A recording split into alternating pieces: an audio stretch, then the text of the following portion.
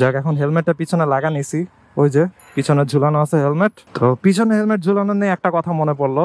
মানুষেরা যখন এই পিছনে হেলমেটটা লাগানো অবস্থায় দেখে, মনে করেন কোনো ক্রাউডেড এরিয়ার সামনে দিয়ে যদি যাই, তখন কি করে মানুষ হাত দিয়ে বাইক থামাতে ট্রাই করে। ভাই কততে যাবেন ওই জায়গায়, এরকম জিজ্ঞাসা করা উচিত না। জিজ্ঞাসা করা উচিত, ভাই আপনি কি রাইড শেয়ারিং করেন কিনা, অথবা ভাই আপনি কি নিয়ে যাবেন কিনা, এরকম ভাবে জিজ্ঞাসা করা উচিত আর কি। সো এখান থেকে একটা কোশ্চেন আসে, যে কোশ্চেনটা বাইকার্স গ্রুপের ভিতরে অনেক লং টাইম ধরে চলে আসতেছে। ওইটা হচ্ছে, যারা রাইড শেয়ারিং করে তাদের কি আলাদা ইউনিফর্ম থাকা উচিত কিনা।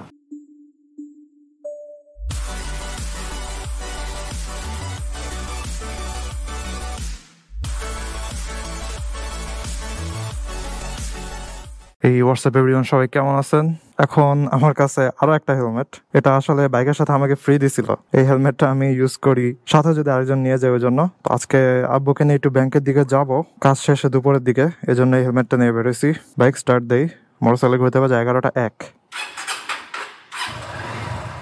এই হেলমেটটার সাইডে হচ্ছে এখানে যে স্ক্রু ছিল, স্ক্রু একটা অটোমেটিক্যালি খুলে রাস্তায় পড়ে গেছে, এই জন্য এটা গ্লাসটা খুলে ফেলছি। না হলে হঠাৎ করে দেখা যাবে যে গ্লাসটা কোনো অ্যাক্সিডেন্ট হতে পারে, রাস্তা যদি পড়ে যায়। তো এইভাবে হেলমেটটা চলতেছে আর কি। এটা পিছনে বাইধা নিব এই গেট থেকে বের হওয়ার পরে, কারণ চিপা গেট দিয়ে বের হওয়ার সময় হেলমেটটা যদি পিছনে নিয়ে বের হয় তখন বের হওয়া যায় না, হেলমেটটা গেটে আটকা যায়, এই জন্য হাতে ঝুলে নিছি। দেখছেন, তারপরও হচ্ছে গেটটাতে লাগবেই। গেছি আটকায়া। যাক, বের হয়েছি ফাইনালি। কি যে একটা অবস্থায়, চিপা গেটটা দিয়ে বেরোতে নিলে পায়েও পাইছি ব্যথা, ছিলেটে লেগেছে নাকি কে জানে, পুরাই যন্ত্রণা। বাড়িওয়ালাও মেন গেটটা কোনো লুব্রিকেশন করে না, কিচ্ছু না, মেন গেটটা খুলাই যায় না। সেই মুক্তিযুদ্ধের সময় মনে হয় লুব্রিকেশন করছিল, এখন আর জীবনও তারা লুব্রিকেশন করে না। আমরা নিজেরাও একটু তেল টেল দিছিলাম, তারপরে দেখে যায় একই অবস্থা, এত পরিমাণে গেটের ভিতরে তারা ময়লা ফালায়, গেটটা আর খুলাই যায় না। এই যে এখন পায়ে ব্যথা পাইলাম বেরোতে গিয়ে। যাই হোক, মেইন রোডে যাই, তারপরে হেলমেটটা পিছনে লাগায় কথা বলি। যাক, এখন হেলমেটটা পিছনে লাগা নিছি। ওই যে পিছনে ঝুলানো আছে হেলমেট। তো পিছনে হেলমেট ঝুলানো নিয়ে একটা কথা মনে পড়লো। মানুষেরা যখন এই পিছনে হেলমেটটা লাগানো অবস্থায় দেখে, মনে করেন কোনো ক্রাউডেড এরিয়ার সামনে দিয়ে যদি যাই, তখন কি করে মানুষ হাত দিয়ে বাইক থামাতে ট্রাই করে। এই জিনিসটা কেন করে আমি বুঝি না আর কি।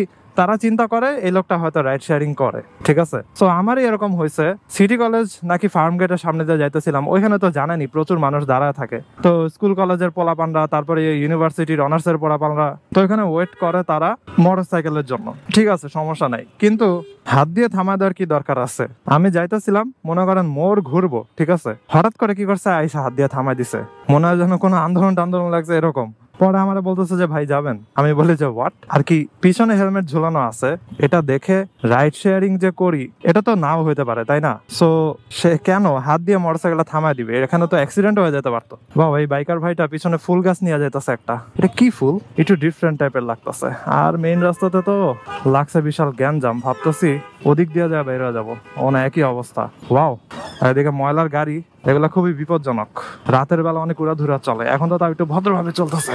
যাক, ফাইনালি জ্যামটা থেকে বেরোইলাম। যেটা বলতেছিলাম, পিছনে হেলমেট নিয়ে যেদিনই বের হই, ওই দিন মনে করেন কেউ না কেউ জিজ্ঞাসা করবে যে ভাই যাবেন, অথবা ভাই এখানে কত, আর কি ডিরেক্ট কোনো জিজ্ঞাসা নাই যে ভাই আপনি কি রাইড শেয়ারিং করেন কিনা, ওসব কোনো কিছুই জিজ্ঞাসা করে না, ডিরেক্ট বলে ভাই এখানে কত। তো জিনিসটা খুবই ফ্রাস্ট্রেটিং। এখন মানুষের একটা কমন সেন্স থাকা উচিত যে সে হইতেও পারে রাইড শেয়ারিং করে, অথবা নাও হইতে পারে। আগে যখন এসব রাইড শেয়ারিং অ্যাপ ছিল না, অথবা মনে করেন খ্যাপ মারার এই সুযোগগুলো ছিল না, তখন মানুষেরা কি দুইটা হেলমেট নিয়ে বের হতো না? তখনও তো দুইটা হেলমেট নিয়ে বের হইতো। যেমন আমার ফ্রেন্ড হিমু, ও আর কি এই মোটরসাইকেলটা আমার বাসায় এনে দিয়ে গেছিল, কারণ আমি তখন মোটরসাইকেল চালাতে পারতাম না। তো শোরুম থেকে কেনার পরে ওই হচ্ছে বাসায় এনে দিয়ে গেছিল মোটরসাইকেল। আমি এটা দিয়ে বলা যায় বাইক চালানো টালানো অনেক কিছু শিখছি আমি। আর এর আগে হচ্ছে ড্রাইভিং স্কুলে আমি ক্লাস করছিলাম, ওইখানে হালকা পাতলা শিখাইছিল। যাই হোক, ওর সাথে আমি জিমে যাইতাম আগে। তো ওর আগে সুজুকি জিক্সার বাইকটা ছিল, ও বলা যায় একদম স্কুল লাইফ থেকে মোটরসাইকেল চালাইতো, প্রায় 7-8 বছর এরকম। তারপরে ও R15 কিনে, আর রিসেন্টলি ও গাড়ি কিনছে। এখন বাইকটাই ওর অনেক কম চালানো হয় আর কি। তারপর R15 নিয়ে মাঝে মধ্যে ট্যুরে মোড়ে বের হয় আর কি। যাই হোক, ওর সাথে আমি জিমে যাইতাম ওর মোটরসাইকেলে করে। ও সবসময় আরেকটা হেলমেট নিয়ে আসতো। যদিও আমরা ভিতরের চিপাচাপা রাস্তা দিয়ে যাইতাম, লালমাটি আর চিপাচাপা রাস্তা দিয়ে, ওইখানে পুলিশ টুলিশ নর্মালি চেক করে না, তারপরও কিন্তু ও আরেকটা হেলমেট নিয়ে আসতো। তখন কিন্তু রাইড শেয়ারিং অ্যাপ ট্যাপ এগুলো কিছুই ছিল না, মানুষেরা তখনও কিন্তু আরেকটা হেলমেট নিয়ে আরেকজনকে নিয়ে যাইতো। এই যে আজকে যেমন আমি আমার আব্বুকে নিয়ে যাবো, সো আমি আরেকটা হেলমেট নিয়ে বের হইছি। সো মানুষের একটা কমন সেন্স থাকা উচিত, যারা যাত্রীরা, যে কিছু মানুষ রাইড শেয়ারিং করতেও পারে, নাও করতে পারে। দেখলেই আপনি ভাই কততে যাবেন ওই জায়গায় এরকম জিজ্ঞাসা করা উচিত না। জিজ্ঞাসা করা উচিত ভাই আপনি কি রাইড শেয়ারিং করেন কিনা, অথবা ভাই আপনি কি নিয়ে যাবেন কিনা, এরকম ভাবে জিজ্ঞাসা করা উচিত আর কি। সো এখান থেকে একটা কোশ্চেন আসে, যে কোশ্চেনটা বাইকার্স গ্রুপের ভিতরে অনেক লং টাইম ধরে চলে আসতেছে, ওইটা হচ্ছে যারা রাইড শেয়ারিং করে তাদের কি আলাদা ইউনিফর্ম থাকা উচিত কিনা। যেমন মনে করেন সিএনজি যারা চালায় তাদের ম্যাক্সিমাম মানুষদেরই কিন্তু আলাদা ইউনিফর্ম থাকে। সো এটা নিয়ে হচ্ছে মানুষদের মধ্যে ঝগড়া টগড়া লাগা যায়। তো এখানে আমি কিছু মেরিটস বলি, কিছু ডিমেরিটস বলি। সো যদি রাইড শেয়ারিং এ মানুষেরা ইউনিফর্ম পড়া শুরু করে তাহলে কি কি সুবিধা পাওয়া যাবে, ওইটা হচ্ছে যারা যাত্রী আছে তারা সহজে আইডেন্টিফাই করতে পারবে যে এই লোকটা রাইড শেয়ারিং করে, এই লোকটা রাইড শেয়ারিং করে না। তারপরে হচ্ছে একটা বদনাম হয়ে গেছে বাইকার্স কমিউনিটির, ওইটা হইতেছে যারা রাইড শেয়ারিং করে তারা অনেক উড়াধুরা রাস্তার ভিতরে মোটরসাইকেল চালায়, তারা ওভারটেক করে প্রচুর এবং হচ্ছে বিপজ্জনক ওভারটেক করে। অ্যান্ড ওভারটেক করে চিপাচাপা রাস্তাতে কি করে, সামনে গিয়ে জ্যাম ট্যাম লাগায় বসে থাকে। ওইটার পরে আর কি যারা মোটরসাইকেল চালায় তাদের প্রতি বিভিন্ন পথচারী অথবা রিক্সাওয়ালা যারা আছে তাদের একটা অসম্মানজনক আচরণ চলে আসছে। মোটরসাইকেল দেখলেই তারা বলে যে আপনারাই তো জ্যাম লাগান, অথবা আপনারই তো উড়াধুরা চালান, চিপাচাপা দিয়ে যায় আটকায় দেন, এসব জিনিস হচ্ছে তারা বলে। তখন আসলে এই ইউনিফর্ম পরার কারণে মানুষেরা আসলে বুঝতে পারবে যে অ্যাকচুয়ালি সবাই অভদ্রভাবে চালায় না। অ্যান্ড ইউনিফর্ম পরলে তখন দেখবেন মানুষেরা একটু লাইনেও চলে আসবে অ্যাকচুয়ালি, কারণ তখন পুলিশের চোখে কিন্তু ওই জিনিসটা সহজেই ধরা পড়বে যে কারা অ্যাকচুয়ালি হঠাৎ করে টান মারে, অথবা সিগন্যাল দিলেও হচ্ছে টান মারা বের হয়ে যায়। সো ওই সময় এই জিনিসগুলোর কারণে যারা রাইড শেয়ারিং করে তারাও একটু সতর্ক হয়ে যাবে যে আমরা যদি একটু বেশি পরিমাণে এই জিনিসগুলা করি তাহলে পুলিশদের চোখে কিন্তু আমরা কালার খেয়ে যাব, তখন যে কোনো জায়গাতেই কিন্তু তারা আমাদেরকে ধরতে পারে। অ্যান্ড আরেকটা সুবিধা হচ্ছে মানুষেরা যারা যাত্রীরা তাদের কাছে সহজে কিছু জায়গা মুখস্থ হয়ে যাবে যে এইসব জায়গাতে রাইড শেয়ারিং এর মানুষেরা হচ্ছে দাঁড়ায়, তারা ওয়েট করে। কারণ যখনই তারা ডেলি দেখবে যে ইউনিফর্ম পরা মানুষগুলা ওই জায়গাগুলোতেই দাঁড়ায়, তখন তাদের কাছে একটা মুখস্থ হয়ে যাবে যে এই জায়গাগুলোতেই তাদেরকে পাওয়া যায়। তখন আর রাস্তায় বিভিন্ন জায়গাতে হচ্ছে হাত দিয়ে আটকা জিজ্ঞাসা করা লাগবে না যে ভাই যাবেন নাকি, যে জিনিসগুলো আমার সাথে প্রায় হয়েছে। হঠাৎ করে আটকা দেয়, বলে যে ভাই যাবেন নাকি। এন্ড এরকমও আমি শুনছি যে রাস্তায় মনে করেন মোটরসাইকেল পার্কিং করে রাখছে, তো এক স্টুডেন্ট এসে কি করছে, তার পিছনে যে হেলমেট লাগানো থাকে না মোটরসাইকেলে, ওই হেলমেটটা খুলে মাথায় পরা শুরু করছে যে ভাই চলেন। সে বলে আমি তো ভাই রাইড শেয়ারিং করি না, আপনি আমার হেলমেট খুলে কেন মাথায় পরা শুরু করে দিচ্ছেন। পুরাই আজব কিসিমের অবস্থা আর কি।